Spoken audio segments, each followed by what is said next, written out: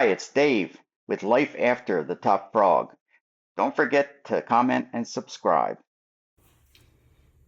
All right, so it's been a day since I did this, and it looks pretty good.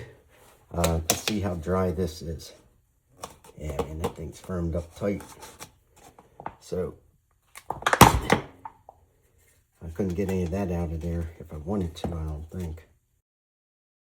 I added a pearl white pigment into the grooves to give it a highlight underneath the light purple that I'm going to add. I was going to brush it here, but I think it's pretty much dried out already. So I think it's going to look good underneath the light purple.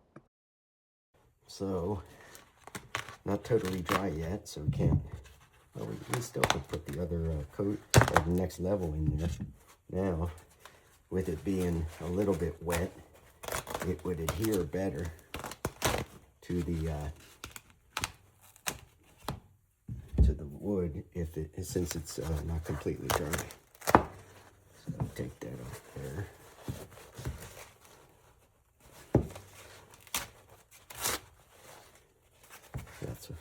That's what I was trying to avoid, is it's actually sticking too much to the wood, the paper towel, but it's still good. Not too worried about it because I'm pretty sure we're going to sand some of the bottom anyway. So I'll take all this off here. Actually came across really nice on the top, but that's all going to get sanded off, that flat area. Put this back over.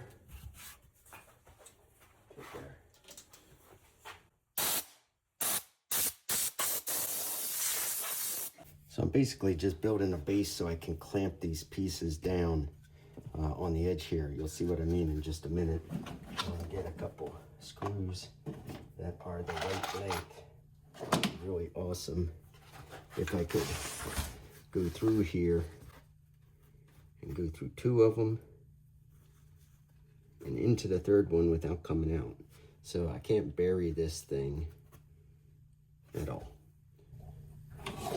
Got a few of these. We'll get our screwdriver, come over here. We want to get this bottom piece roughly in the center. Get this piece roughly on the edge. Get these pieces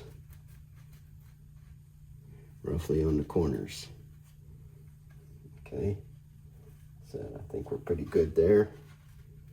All around there, everything's good, good, good. Right now, we'll go ahead and screw this down.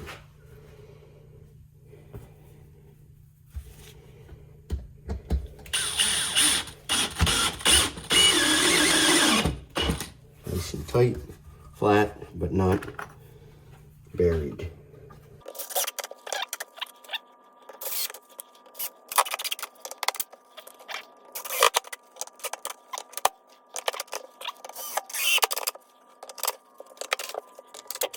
All right. Ta-da!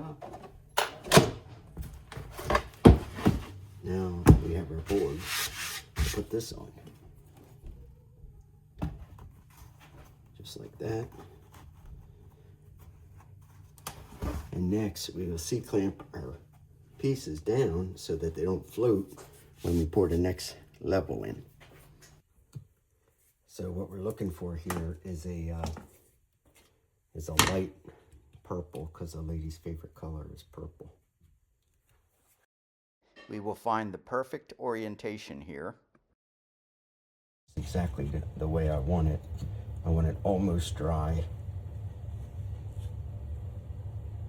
but we want the next bit of epoxy to stick to this epoxy and not be like a piece of glass. There's enough of these sprigs sticking out and stuff to hold it, but just to be safe, we don't want to let that dry all the way. So as some of you may have seen on some of my past Facebook videos, I used to hold some of the stuff down with weights, you know, but inevitably things have a tendency to want to float. So what I did is I built a little platform for it here that you saw, and I'm going to go ahead and hold these down with some clamps onto this table, and that way they won't float. So just little pieces of scrap wood I used.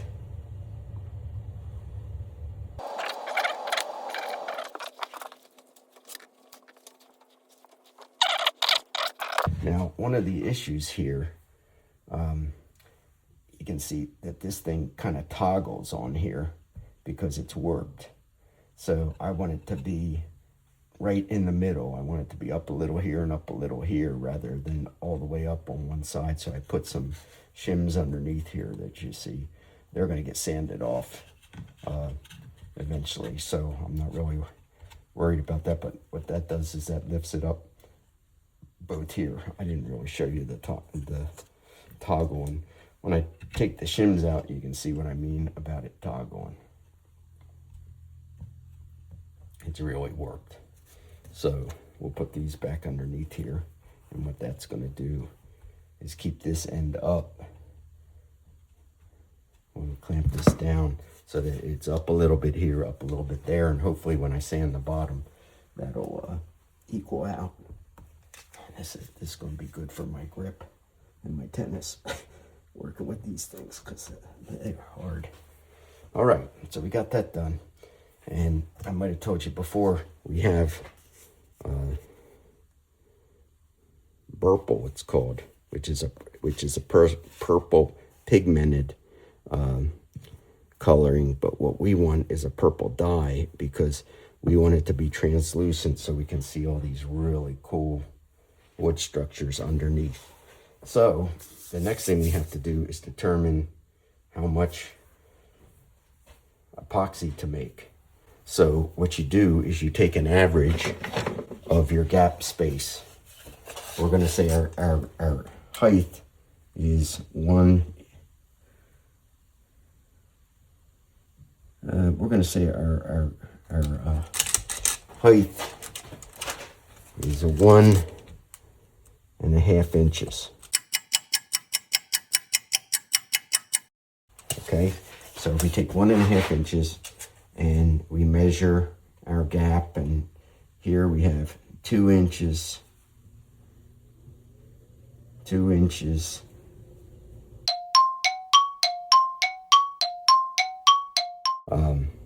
so we're going to take 3 inches wide, and then we're going to measure how long of gaps we have. So that's 15 inches there. So take that pad here, 32 inches, and we have that 32 linear inches.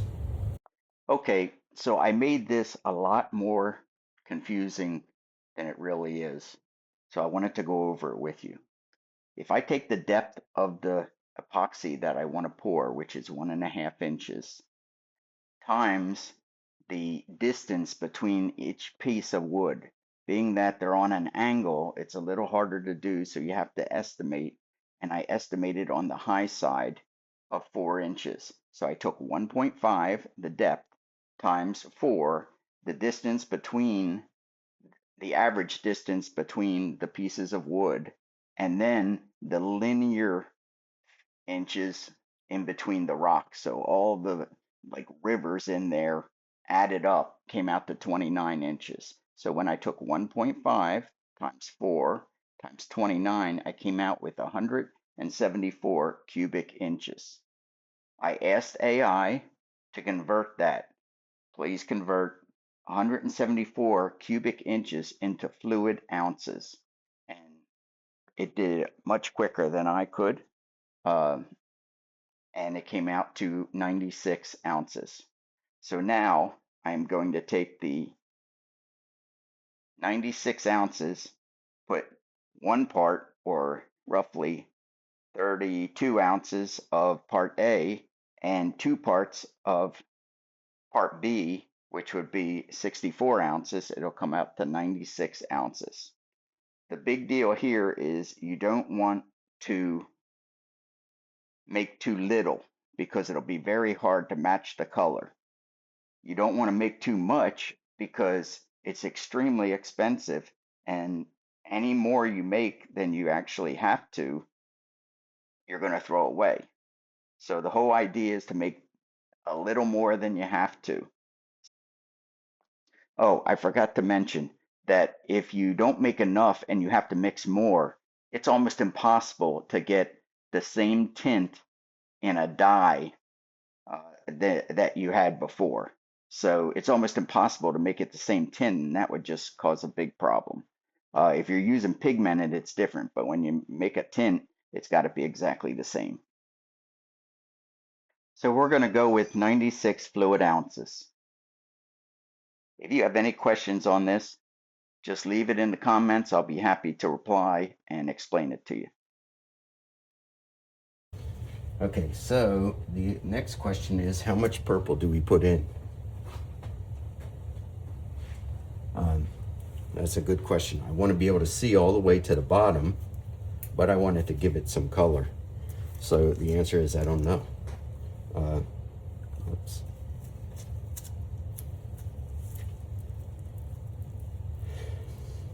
It's going to be very hard to guess right here. Let's try a couple drops, start mixing it and see what it looks like. And then we'll go from there. All right, let's go with...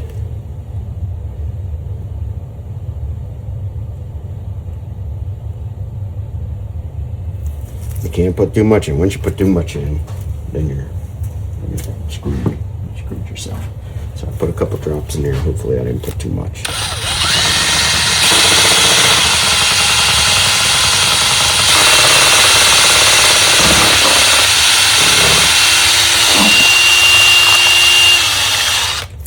So you really can't tell, but you can see along the sides where I haven't mixed the sides how it's still clear.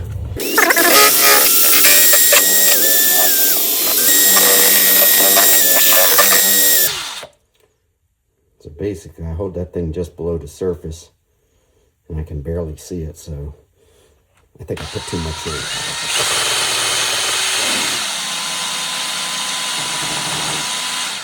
So when I hold this below the surface, you can just barely see it. The difference is it's not going to be this thick. It's only going to be this thick. And the other thing is this is full of this is full of bubbles. And once the bubbles disappear, you should be able to see more.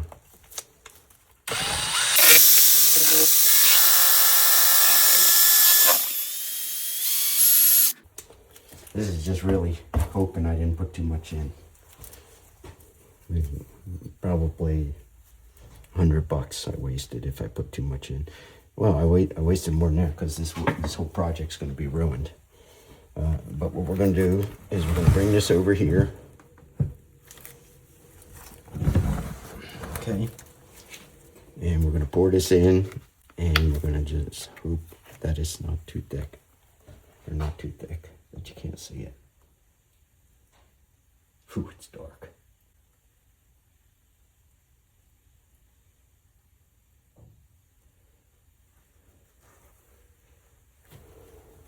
We want to come all the way up so that all the tops are covered.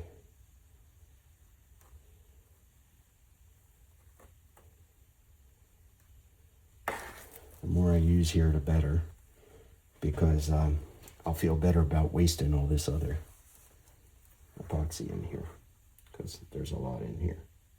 Okay, so it's almost to the edge here.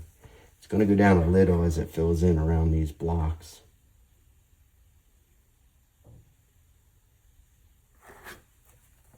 All right. So it looks like it's not horrible. It's probably 10 ounces, 12 ounces of epoxy that I'm wasting here. So we're going to go ahead and hit this with a little bit of heat, and hopefully it'll clear her a little. If it doesn't, it's just like giving her a purple board. Gosh, I can't believe I screwed up that bad. So you can see all the bubbles leaving.